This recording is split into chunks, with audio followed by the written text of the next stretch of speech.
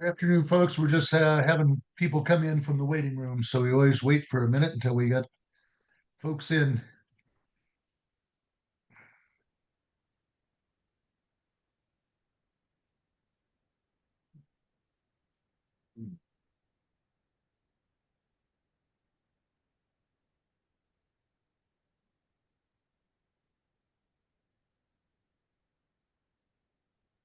Right. We'll go ahead and get started here. I know we'll have some other folks join us as we go along, but pleased you could be with us this afternoon. I'm Dave Carter, along with my fellow regional director, Chris Roper. We're with Flower Hill Institute.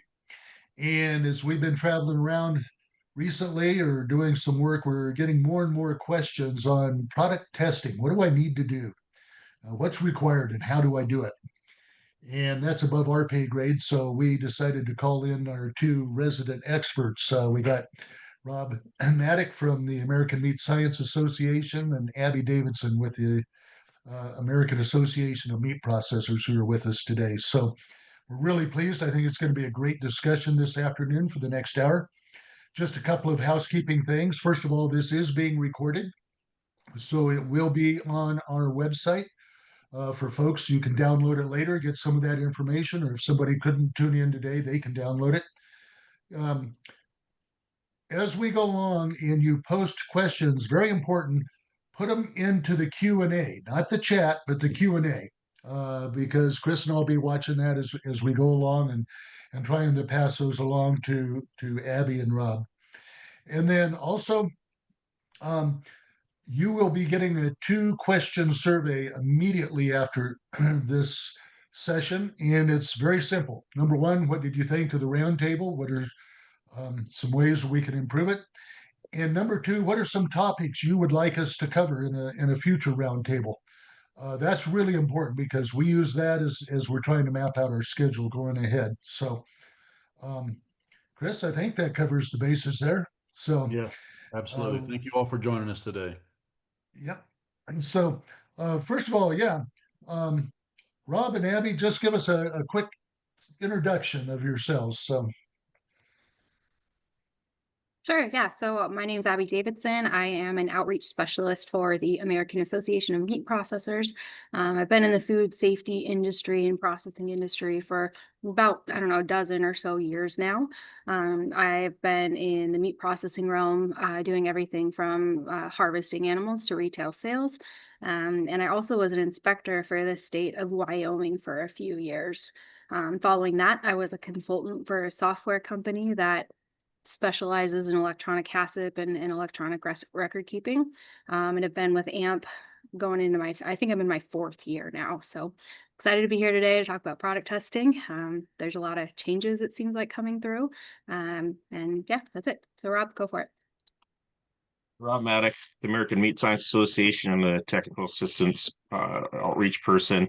I come from the academic side. I was taught classes in meat science, meat processing, HACCP, and food safety for 25 or so years at North Dakota State and South Dakota State.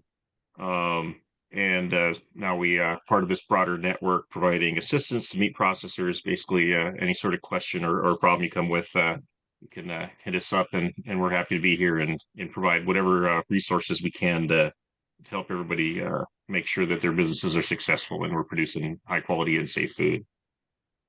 great. And that's really important. A lot of times on these roundtables, we pull in outside experts to help us out. But Abby and Rob are part of the network, and they're part of the no-cost technical assistance that folks can have. So they're just they're our go-to resources for these type of questions. So I don't know who wants to start, but I know a lot of this is we start talking about some definitions as a starting point. And one of the things that you mentioned, yeah, coming into this, the difference between pathogenic and spoilage organisms. So give us a primer on that if you can. Yeah. I'll jump in on this and let, like I said, let Abby handle some of the regulatory thing that she comes out of that inspection background. So when we think about microorganisms in food processing and then processing specifically, and there's kind of two broad, maybe three broad categories. there's those beneficial ones, right? If you're making fermented product, we're going to actually purposely add some bacteria into some meat formulations. There's even some molds that we like to have on some of our dried sausages that we may intentionally add. So we got some good things. So it's not like all bacteria. And then if I have start using the word bugs, I'm referring to microorganisms and not insects too, as we talk about this. So there's good ones, and then there's the ones that are less desirable. There's the spoilage ones, and then and pathogens that cause problems. So spoilage organisms actually are probably the hardier of the ones. They can grow in a lot of different conditions, and when they overgrow, they what causes meat to go bad. They can break up proteins. They'll make fat go rancid. They're what causes slime and smell and bad things. And prevention of growth of those is a big part of what we do with packaging refrigeration. They don't necessarily cause you any harm, though. You could eat a lot of them; they might not taste very good, but it's generally not going to affect you. And then we get into the pathogenic organisms that we should be familiar with if you're in food or meat processing: salmonella, the E. coli's that are pathogenic. And there's a whole list, the Clostridiums. Then we could even talk about some of the viruses, the neurotype viruses, and controls. And of course, Listeria, big one that's been in the news a lot lately, that we really need to address. But the good thing is when you're controlling growth of microorganisms, you're probably controlling them all. Um, but the ones we really are trying to uh, target, right, for most of us is making sure we're not having any pathogenic microorganisms get out into the food supply. And a lot of the controls, a lot of regulations, a lot of rules that we see are very specific to some of the various microorganisms. For example, listeria, there's some a big push to try and figure out how to get rid of listeria out of ready-to-eat food processing. We're going to test for E. coli, especially the STEX, the Shiga toxin producing E. coli's 0157s and those groups that cause problems. So there's don't think that you need to meat's never going to be sterile. We're not going to get rid of all the bacteria or other microorganisms, but we need to control and limit or eliminate as many of those pathogens as possible. Sure, and to add on to what Rob was saying, there is discussion in the industry now that, as Rob mentioned, that usually if you control a spoilage organism or a pathogenic organism, you're going to be controlling the other, and that's good overall. Unfortunately, there's discussion about some antimicrobial resistance happening with sanitizers or hot water or what have you. So I find it interesting that there's like other countries, they're utilizing the quote unquote good bacteria, the spoilage or the good bacteria that Rob mentioned to basically compete for food sources and water sources so the bad bacteria doesn't make anybody sick. So I think that's rather interesting, how we're looking forward to controlling for that, as well as the SSOP programs that people are implementing. Ozone is a huge one in trying to eliminate pathogens within the industry. Can be rather expensive up front, but it seems to work out pretty well. But there has been discussion about it becoming a little bit more, making the microorganisms a little bit more hardy. So always pros and cons to deciding how to control for pathogens. I do maybe want to step back here and really just talk about though, like why are we testing in the first place? I guess why do we need to do this? Is it just because USDA said we needed to, or what is it? So Rob hit on a good point that we don't want to get anybody sick, and that's huge. And it's a kind of a bummer, to be honest, the ever-growing list of product testing requirements that is coming down from a regulatory perspective really tests our sanity and our patience for most of us small processors. So, but the issue is, as foodborne illness incidents become more prevalent and more widespread, then we're really starting to worry about how we can control these pathogens specifically for the high-risk populations.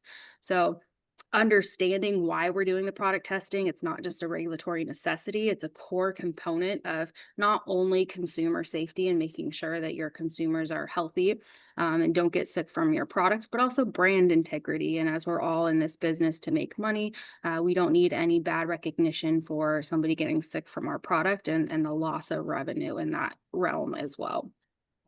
So in talking about product pathogen testing, it's not about finding contamination in every single lot. That's not truly the goal. Of course, we want to send out pathogen-free product, but it's really about validating your HACCP plan and your food safety plan.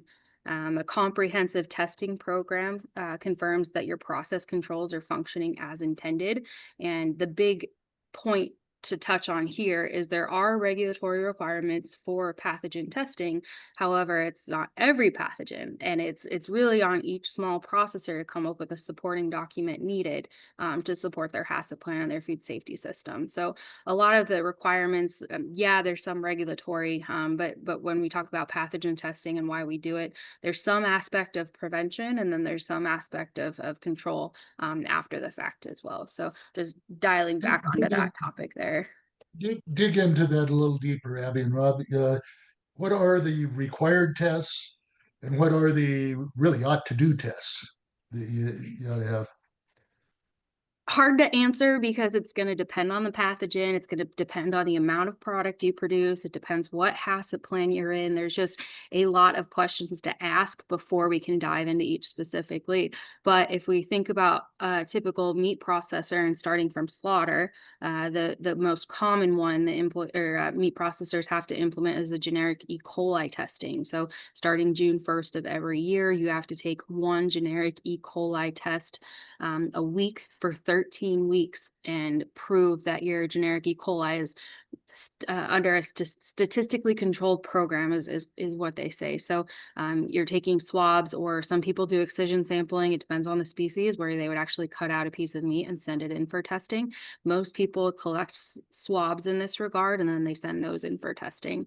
The generic E. coli sampling, again, that starts on June 1st, depends on the predominant species slaughtered, and that's per head, that's not poundage. So if you're processing more hogs every year than you are beef, will be sampling hogs for that generic E. coli. The weird thing with that one is that there is no regulatory limit for generic E. coli.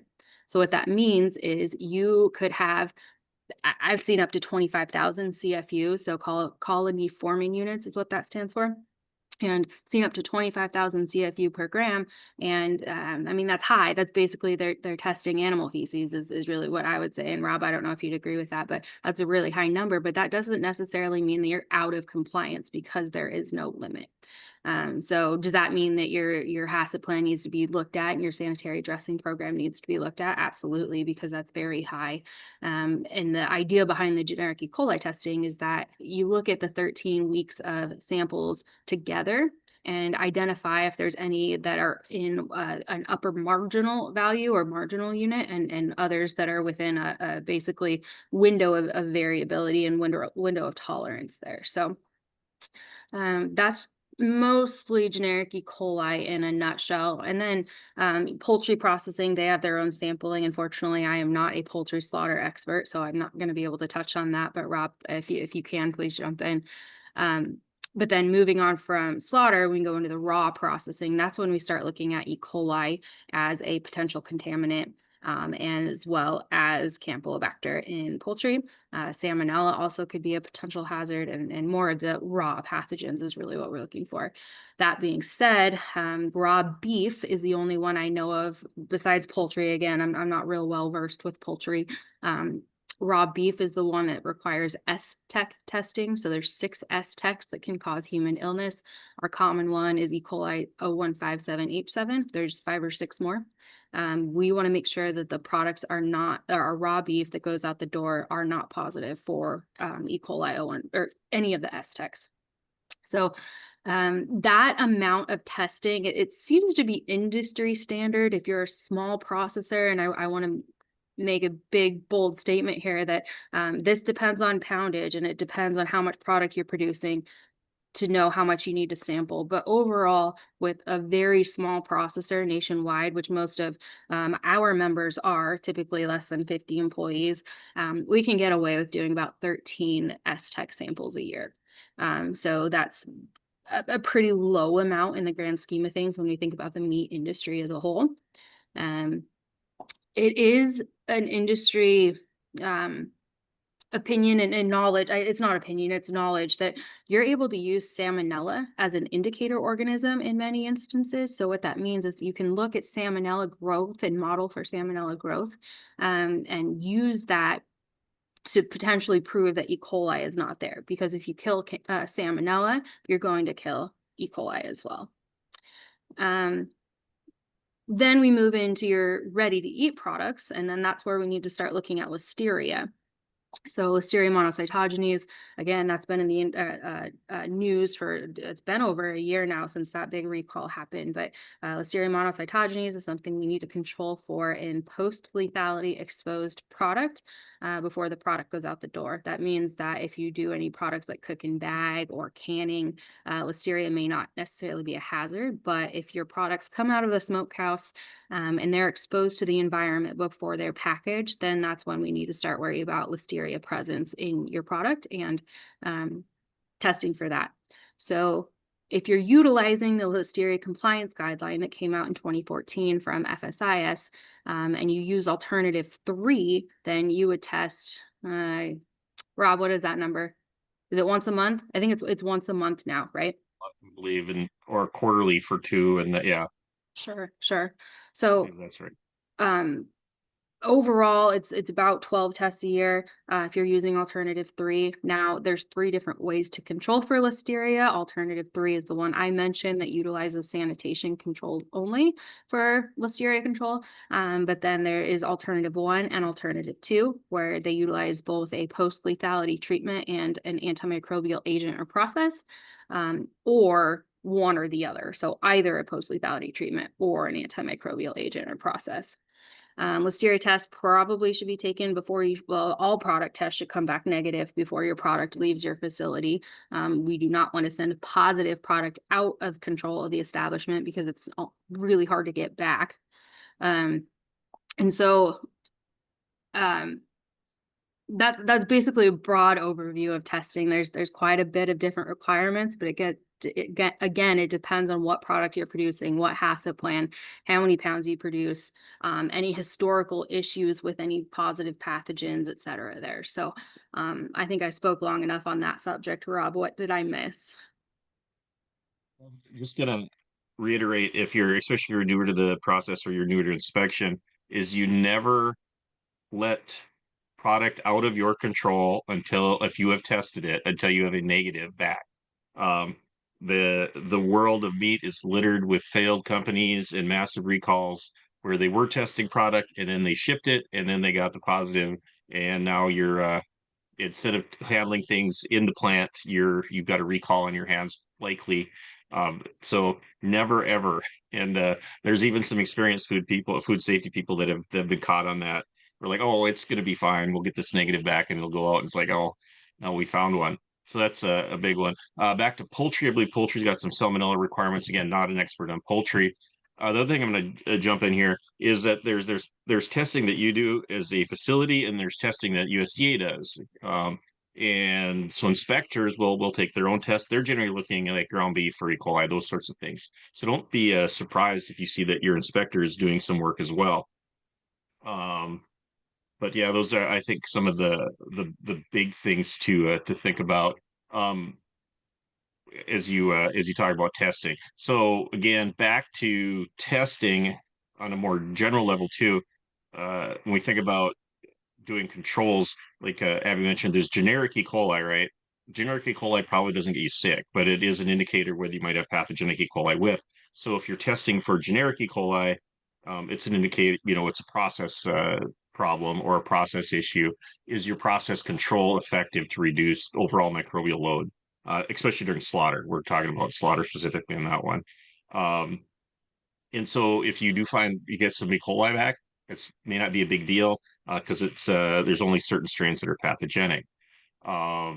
So that's something to consider is what you're testing for, whether it's a pathogen testing or whether you are testing for indicate organisms, like Abby mentioned. The other thing is a good friend of mine who worked in the industry for decades talks about, and this he worked for some big guys and some little processors too. Um, Try to find the bacteria you're looking for. If you have a testing program and you're very specifically trying to avoid finding the bacteria, that's a problem. And so you want to try and find it. And it's another thing that some processors like. Well, if they're doing, we mentioned listeria. One of the things for listeria, right, is you're going to do environmental monitoring or environmental testing for generic listeria in your facility. You're going to test the drains and floors and tables, so you're even not doing product testing, you're swabbing pieces of equipment. Um, you're not going to swab a tabletop that you've nailed with bleach 5 minutes before. You're never going to find anything. For example, you need to try and find the bug you're looking for. Whether that's making sure you're taking good grab samples or core samples out of trimming, or you're swabbing the appropriate parts on a beef carcass. That there's not, you just don't go to the middle of the loin where you know it's clean because nobody ever handles it and the hide pulls off nice there. Never going to find anything. You got to test. And there are some on the generic E. coli specifics where you're going to swab, where you split the brisket, the foreshank, those dirty places. So another consideration as you build out a testing program, which of course interfaces with your HACCP, is try to find it. And if you're very specifically not looking for it, that's a kind of a it's almost a moral failing on your end, and it certainly can get you into some trouble. I might add too here real quick, Dave. Yeah, go ahead, Chris. Yeah.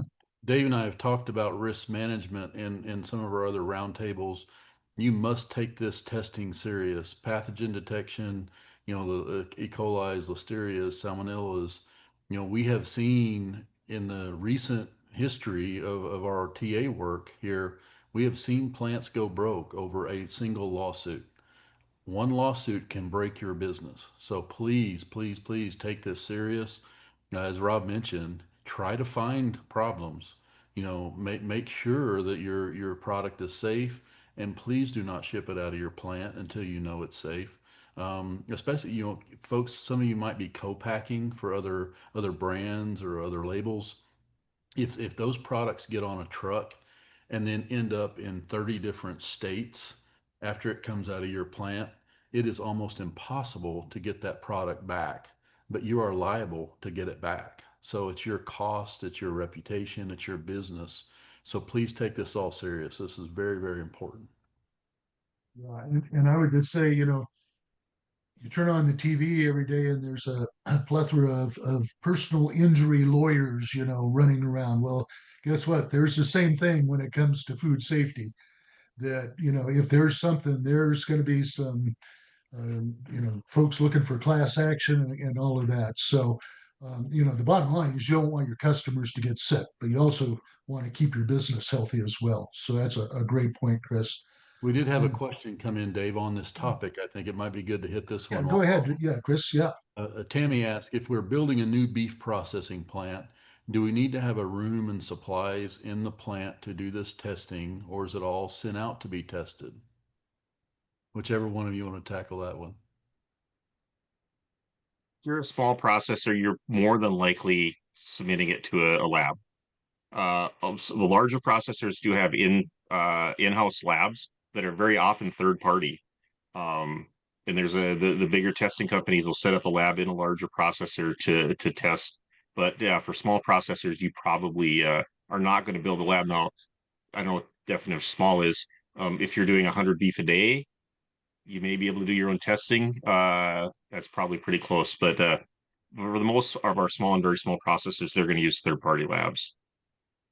Where do you find those third-party labs? Huh? So I would Uh, say what I do is I've just been in the industry long enough that I know what labs have worked well. In my position, we can't really endorse any company, but I will say that Food Safety Net Services nationwide, they're available almost anywhere. And their turnaround for testing seems to be very good. As far as costing goes, I'm not sure. I know product testing has increased exponentially in the past couple of years. So unfortunately, that's an issue we're all dealing with here. But utilizing resources like AMP or AMSA or Flower Hill to come up with solutions for labs. And I would to find one, and then just the other option is just good old fashioned internet search to be able to find an accredited lab. So it's really important that they are accredited, that they have gone through specific certifications and they test the product properly, and basically they're verifying that what they're doing in their lab is true and produces accurate results.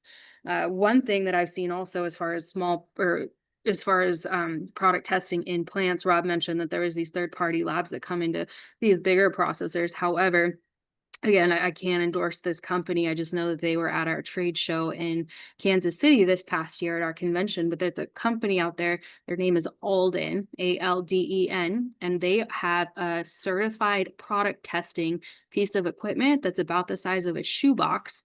And they have gone through a few product testing certification requirements. So you are able to take a product sample, and then within 24 hours, you have your own sample result that is valid that you can use as your product test in plants. So that's very cool because you not only don't have to worry about the integrity of the product test getting to the lab in time. You also don't have to worry about sending a product test out on Monday or Tuesday, because with mail, you have to wait a day or two before it can get there.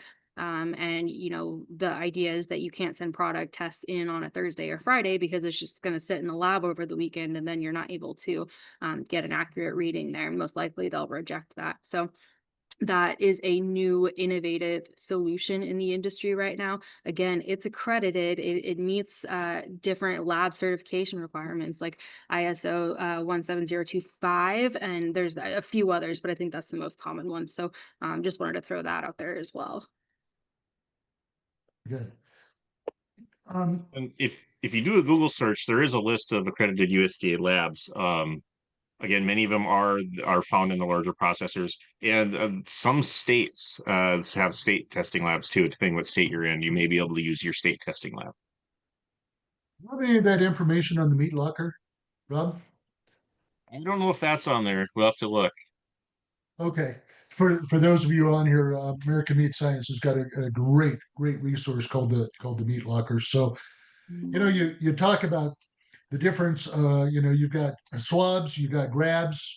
Um, yeah, we have people say, well, how do I do a swab? And you touched on that a little bit about where you need to do it, but you go buy a box of Q-tips. What do you do? Yeah.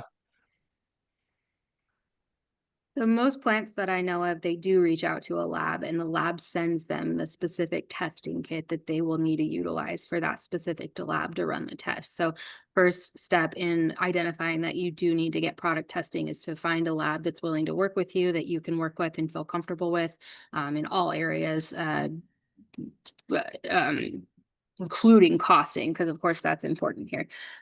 So they'll send you a kit depending on what you're testing. And most of the time, the kits can cover quite a few things. You can get a swabbing kit for sponge swabbing for carcasses, and they can test virtually whatever pathogen you want. So there's all kinds of things you could test. So Salmonella, E. coli, Campylobacter, APC counts, TPC counts, just all kinds of stuff there. So most of the time what I see is that processors reach out to the lab for the kit. So yeah, you can't just go buy Q-tips and swab a piece of the carcass and send it in. That won't fly.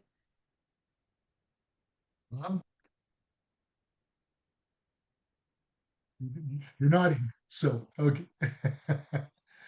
you you guys talked about don't send out dirty product. Don't send out dirty product. But if you have product that fails, what do you do with it? Well, I'll start to let Abby finish. So if you read this now back to HACCP and the regulatory, if you have contaminated product, you can redirect it, right? Put it into a cooked product. If you have a Salmonella E. coli, there are some options. And again, back to what Chris had mentioned, there's a little bit of risk tolerance here. Why, there's a little root cause sort of thing. Why did you get a positive salmonella? Why did you get a positive pathogenic E. coli test? So what you got to go back and figure out where it came from, I think, first. But if you had, you did a quick test, whatever, you just want to know, and you came back with a positive pathogenic E. coli in your ground beef trimmings, and you get 1,000 pounds of trimmings, is it dead? Is it lost? Actually, on that instance, you probably do need to work with your inspector, and it also depends on your HACCP plan. So there's an opportunity to redirect product into a way to ensure its safety. Um, my experience, sometimes the agency or inspection is not super open to that. They would just like to see it go away and be denatured. But if you can prove that when you're redirecting product that you can make it safe, there is that opportunity. And I don't know, you maybe have ran across that a little bit in your time. Yeah, sure. So yeah, Rob, like you said, you can maybe potentially utilize it in a different capacity to prove it's safe. So, for example, if you receive a ground beef sample that comes back positive for STEX, you are well within your right and capability to cook that product. So, if you wanted to put it and make it into a smokestack or a smoke snack, or something along those lines, you're able to reconstitute that product.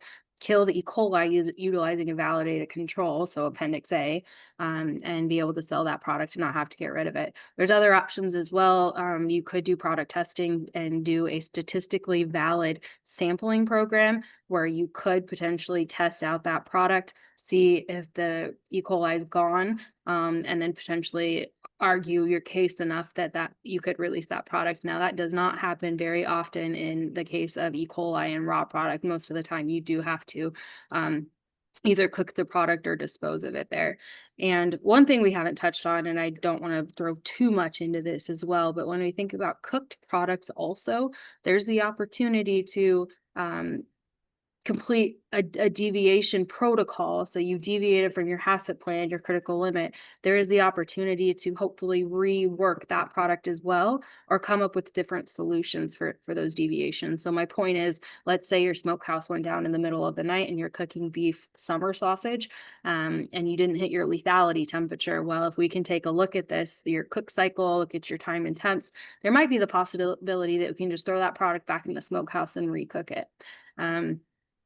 Along those lines, for cooling, if you don't cool quickly enough, there might be a instance where we can again control for Clostridium or other pathogens for cooling, and recook it, reheat it right away, and then cool it very, very quickly, whether it's in a freezer, in an ice bath, whatever that may be. So I don't want to go too much into cook and cool deviations because that AMP has 2 webinars on deviations on that. But as far as product testing goes, we also can utilize alternative solutions for cook and cool product also. We could send in product testing in those regards. Typically, it's a lot of testing and it's very expensive. And we also potentially could model for pathogens as well, and that might take the route away from product testing and that cost.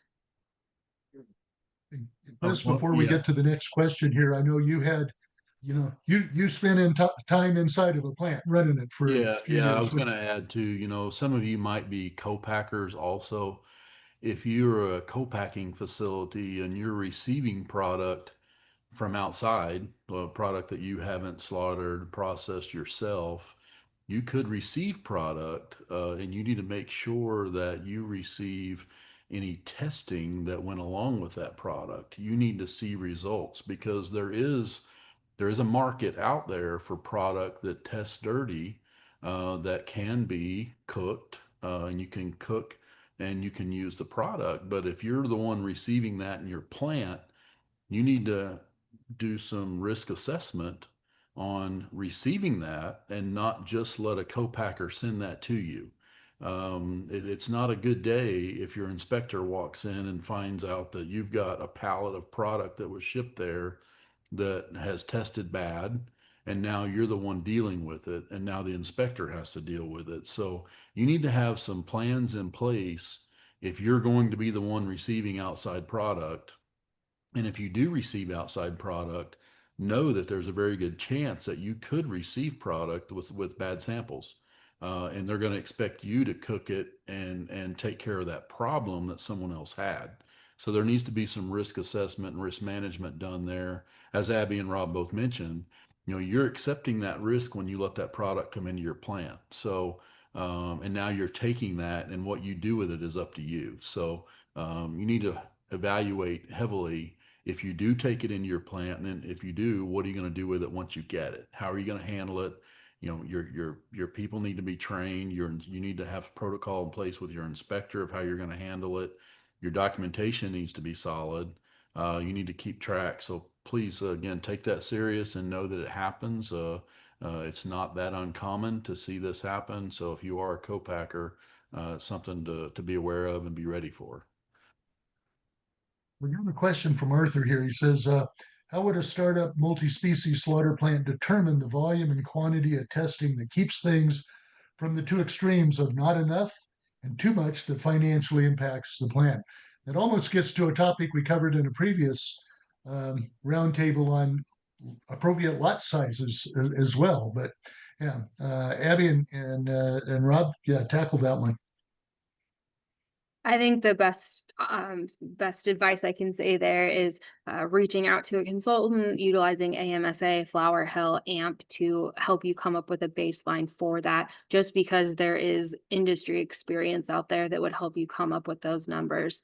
I will say that AMP is and everybody on this call actually have worked hard to get some HACCP plans updated and some food safety plans updated, including product testing, GMPs and whatnot. And those would be a great starting point to be able to see where you're at with your product and how much more testing you need, or if it will be sufficient.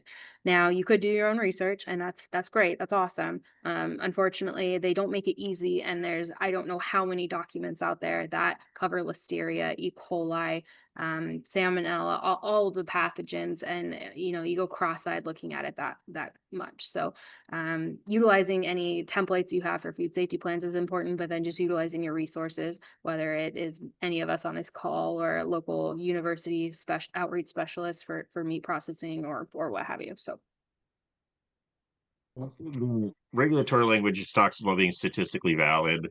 Um, so it's almost better if you have no experience in it to talk to somebody.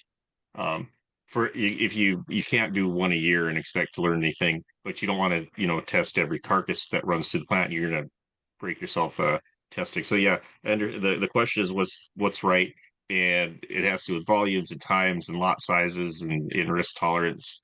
Outside of that required like the generic E. coli, it's 13 weeks where you're processing in a row. There's some of those things, but that lotting, for example, if you're doing enough volume where you have large volumes of trimmings coming across, combos, it depends, 500 to 2,000 pounds, depending on how big your boxes are. Um, a lot of plants do every combo for a some sort of test on that. Um, but again, it's a tough question to answer in this sort of forum. But if you talk to somebody, and we'll figure it out. And that's a good point. I mean, because if you test something and it comes up negative, then it applies to the whole lot. So, it may have only been on one carcass, but is it economically feasible to test every carcass? Yeah. Yeah. So you have to you have to do that. Yeah. Something Go ahead, Chris. something I would add for Arthur is it does come down to risk management. Is you can look at the criteria and say, am I just going to do the minimum? If you're just going to do the minimum and then you look at your lot sizes, what's your risk tolerance? How much can you afford to lose? So, when we look at it, are you going to take one sample per day?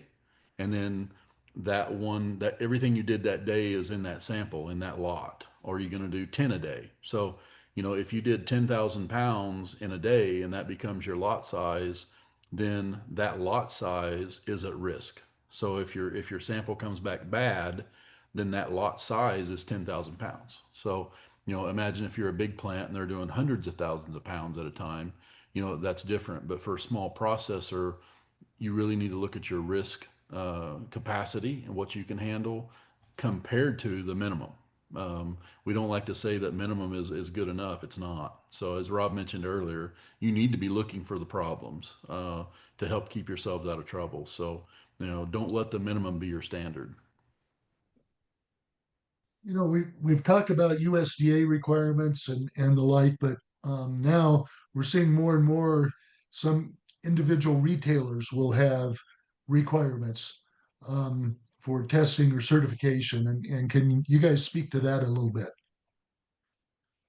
So that's a completely extra step on top of our typical processing and regulatory status quo. So that's a great point. So larger companies are starting to ask for product tests to prove that the product is safe, because it's typically their brand, their name on the label. So those processors, those owners, those companies that are looking for co-packing, they typically have you go through some type of third-party audit. Typically, the larger the company, the more intensive the audit it is. So I know for Whole Foods specifically, that company, they have a GMP audit, which is maybe a less stringent, I would say, audit than some others, versus something like, let's say, General Mills. They have what's called a GFSI accredited audit. So that stands for Global Food Safety Initiative. And that's a worldwide recognition of auditing standards that processors can comply with and get certified with. And that's an extra step or seal of approval on the product before it gets shipped out the door.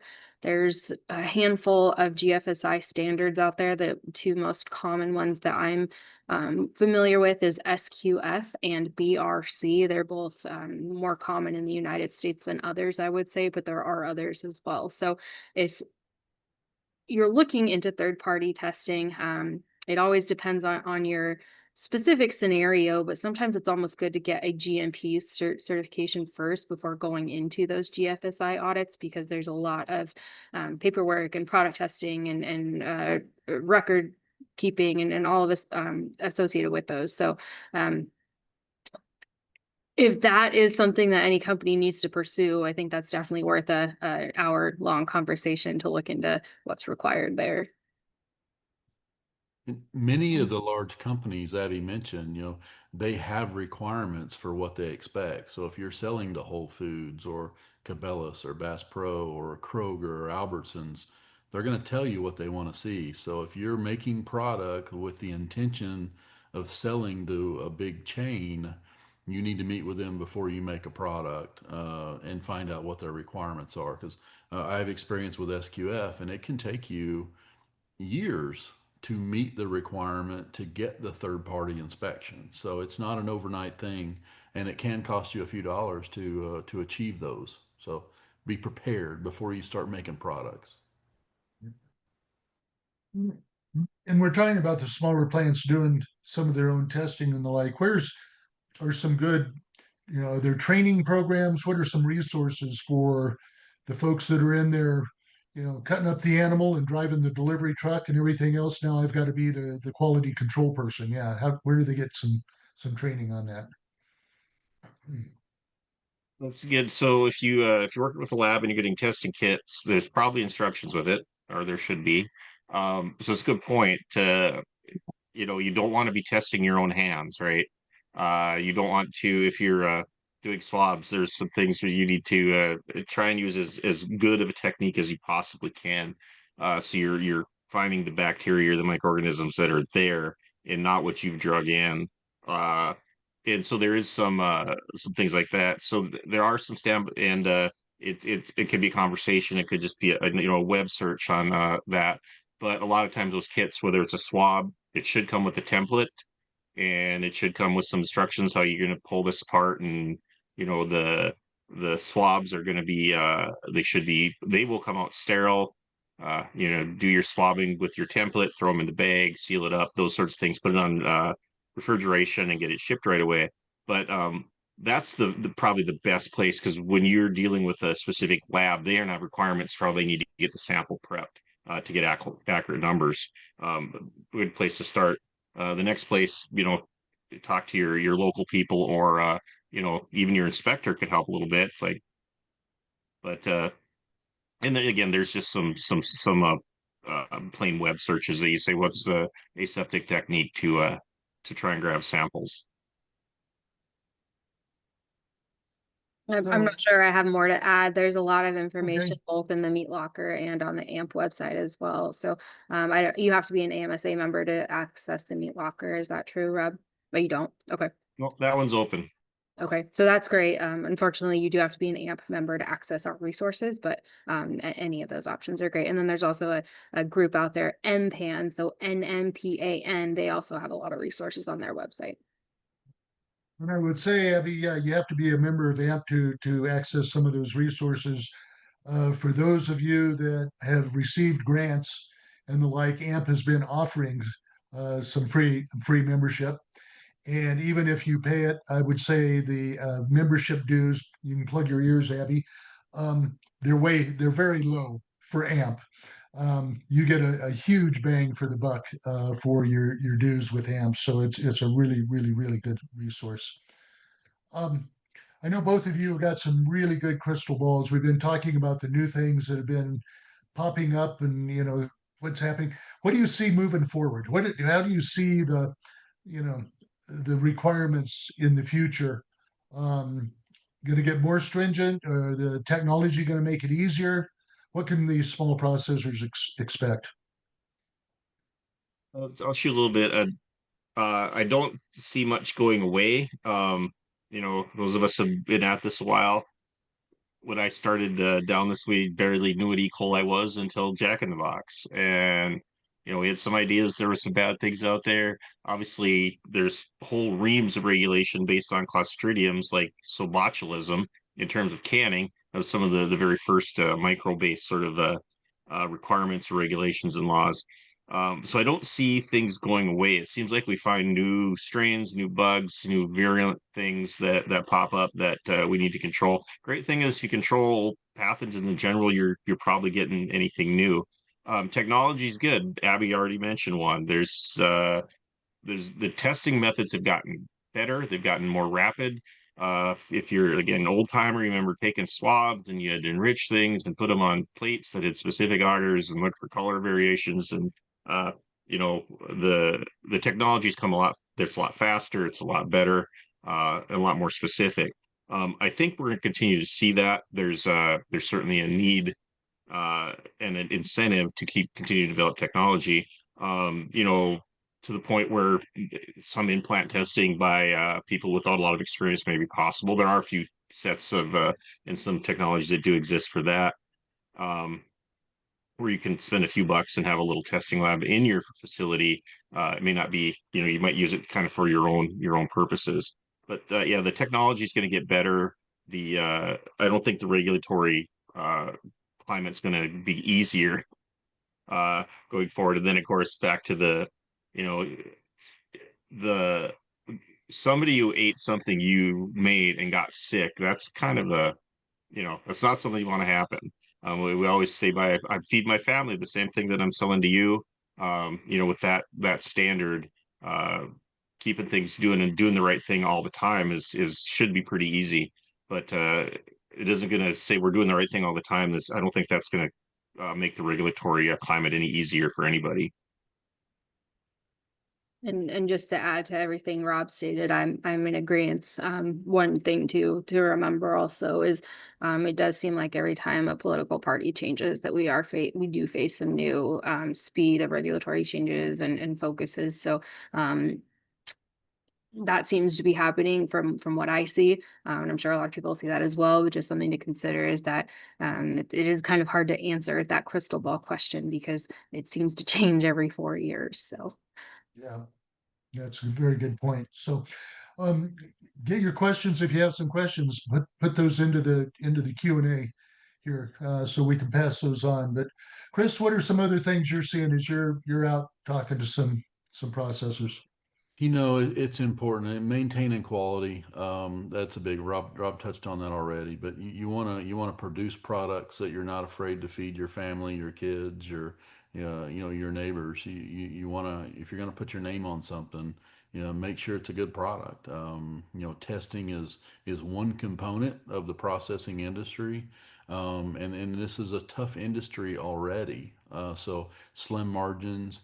We can't afford even one mistake on this. So again, from a risk management standpoint, you need to be on top of this. You need to take it seriously. You need to make sure your employees take it seriously. You can only be as good as your worst employee. Keep that in mind. If you've got an employee that doesn't care, who is not doing what you tell them to do, who doesn't care about the regulation or your HACCP plans, you probably need to get that person out of your plant. And that's hard when we're all facing labor issues and struggles of finding labor. But that person can cost you your entire business if you're not careful. So take this all serious, reach out, ask for help. We have a lot of resources. We're happy that you all joined us. We have some universities even on now, but Rob and Abby are two of our top resources. Abby mentioned InPan.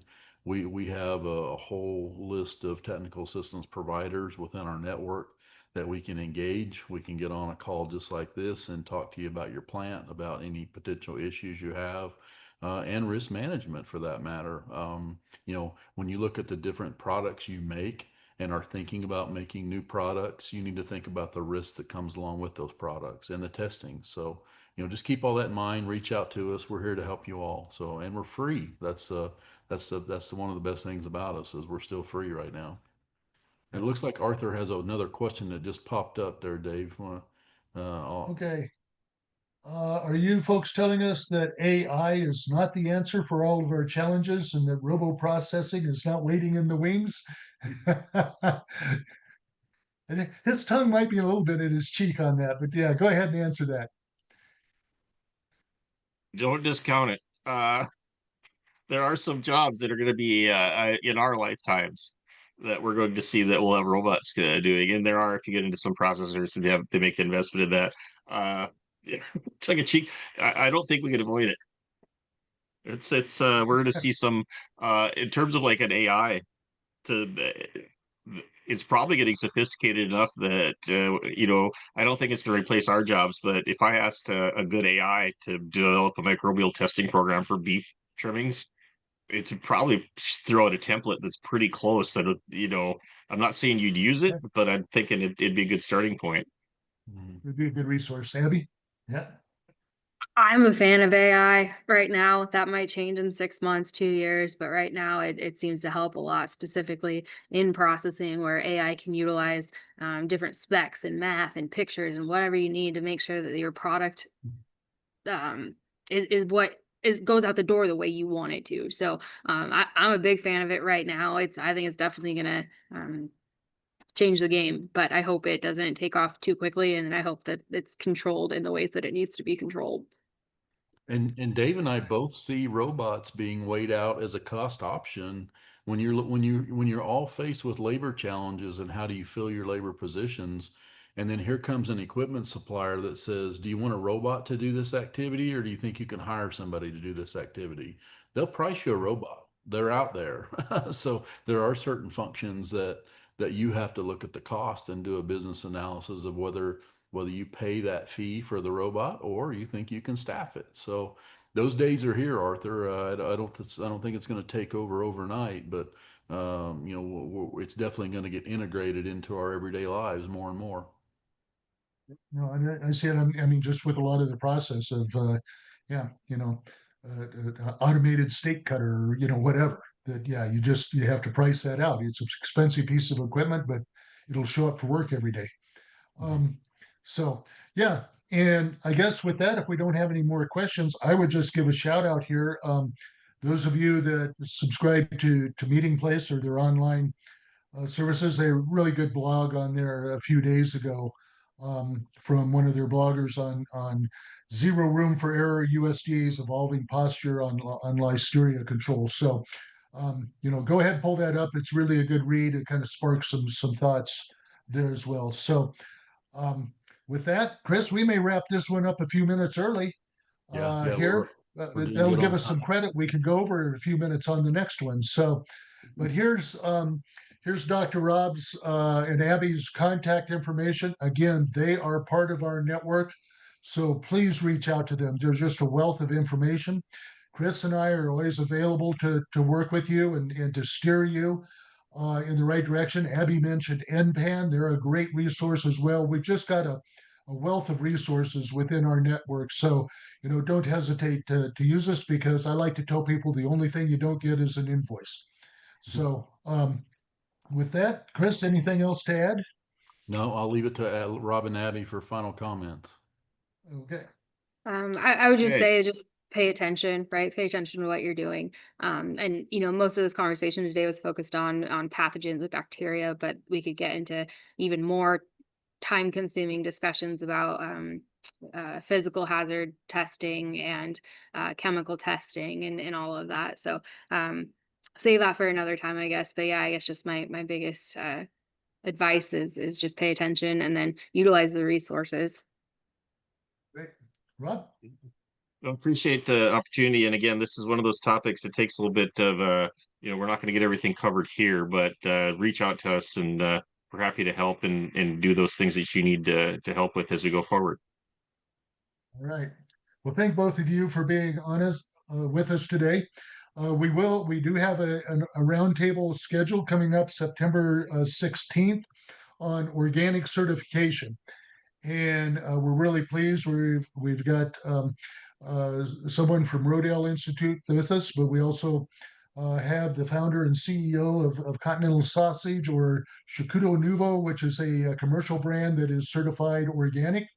And we're going to have a certifier on there. So it'll be a great way to talk about what are some of the opportunities in the organic marketplace and what are the steps you have to go through to be certified organic. So be sure and join us. We'll be getting some notice out on that. Again, this one is being recorded. It will be archived on our website in our toolkit. So don't hesitate to download it or to direct people to it. And you will be getting very quickly a 2-question survey. It'll take you all of 5 minutes, maybe 3.5 minutes to fill out and get back to us. So please get that back to us because your feedback is really important. So with that, guys, thank you very much. It's been a great discussion here for the last hour, and look forward to everything ahead. So Thank have a good you. day, everybody. Have a Yep. good day.